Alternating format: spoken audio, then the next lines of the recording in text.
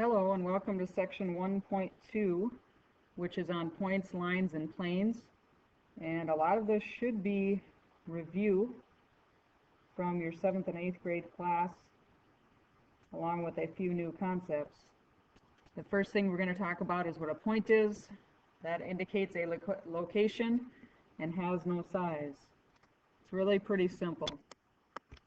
This is a point, and we could just call it point B. A line extends in opposite directions without end. It has no thickness. It contains an infinite number of points, so it goes on forever in both directions. And we can draw a line like this. And if you wanted to, you could put some points on there. It's not necessary, but you could, keeping in mind this goes forever in both directions, and so it would have an infinite number of points. A plane is a flat surface that extends in 4 directions without end.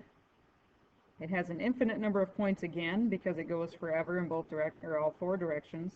You can have an infinite number of points on it. They can be named either by the points themselves or by the symbol that might be on the plane. So if I were to draw a very simple plane and I put a couple points on there, we'll just say A, B, and C, and then let's say we have a little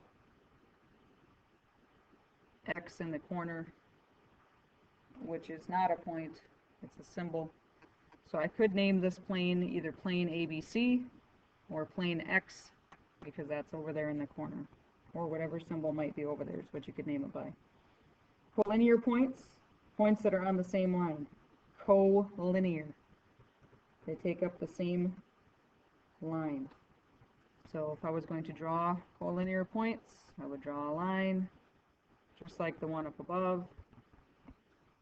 And if I had a B and a C, those 2 points would be collinear because they are on the same line.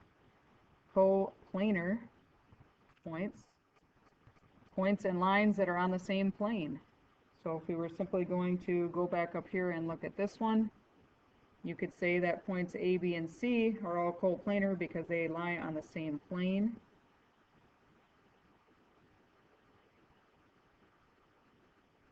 And if I wanted to do, I'll do a bigger one so that I can show you. If you had 2 lines on here, those 2 lines would be coplanar as well because they'd be on the same plane. And you could throw some points on here so that you could name it by the points. If I said this was AB and this was CD, you would say line AB is coplanar with line CD. Space is the set of all points in 3 dimensions. And we'll talk more about that in class. A segment is a part of a line that is between 2 endpoints. It includes all points between those endpoints. So here we're not going to put the arrows on the end. We're going to have 2 points on the end because it's only a section or a segment of a line. So you would call that segment AB. If there were points in between those 2, they would be included on that segment. A ray is a part of a line that consists of one endpoint on all pairs in one direction from that point. Again, part of a line. It has an endpoint and it goes in one direction. So a ray would look like that. And if I wanted to name it B, we would very simply call that ray B. Or you could put another point over here and call it ray BC. It cannot go the other direction because a ray only goes in one direction. An opposite ray, 2 rays that share the same endpoint and form a line. So again, they form a line, they share an endpoint, so they're going to share point B. So here you would have ray BC going to the right, and you would have ray BA going to the left. And you would have to name it with the B first because the B is the endpoint, and you're telling it that it's going through the other letter. A postulate or an axiom, you're going to hear a lot this year. It is an accepted statement of fact. Okay? It's something that's been proven. So postulate 1-1 will be our first one. And it simply states that through any 2 points there's exactly one line.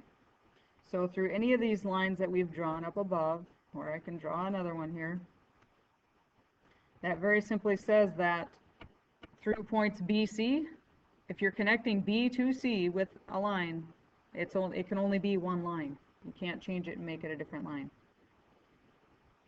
Postulate 1, 2 is when two distinct lines intersect, they will intersect only at one point. Again, something fairly simple would just be like this. So if I have line A, B, and line C, D, and we'll say that they intersect at point E, they can only intersect at that one point because a line has to be a straight line, it can't curve. Okay, so they intersect at point E and point E alone. So a lot of these postulates that we're going to go through this year are fairly common sense. Once you hear them, you're going to think to yourself, wow, I already knew that, for a lot of them. And that's fine, but they do all have names or numbers to go with them.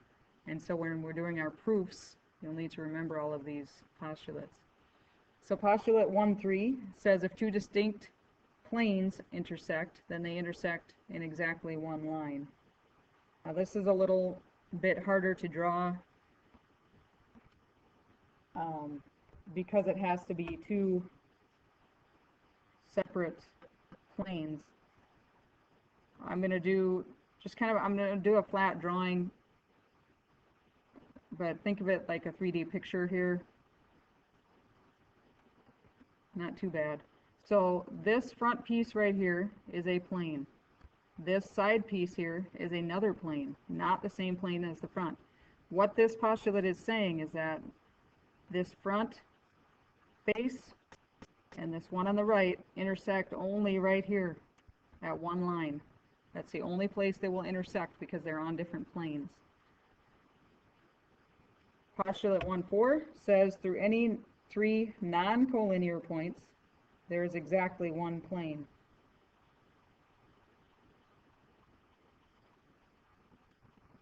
Again, kind of hard to draw on the computer.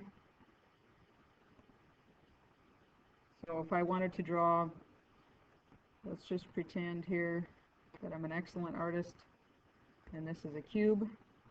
We do have some hidden edges back there. And let's give some names here. Let's say A, B, C, D, E, F, G. And this one back here that you really can't see is H. This postulate is saying that points, the plane on the bottom there, the B, H, D, E, would contain points B, H, and D. So any three non-collinear points, there can only be one plane. So they can't be going in more than one direction, in other words. So I realize that's a lot all in one lesson. We'll talk about it more tomorrow when I see you. Have a good night.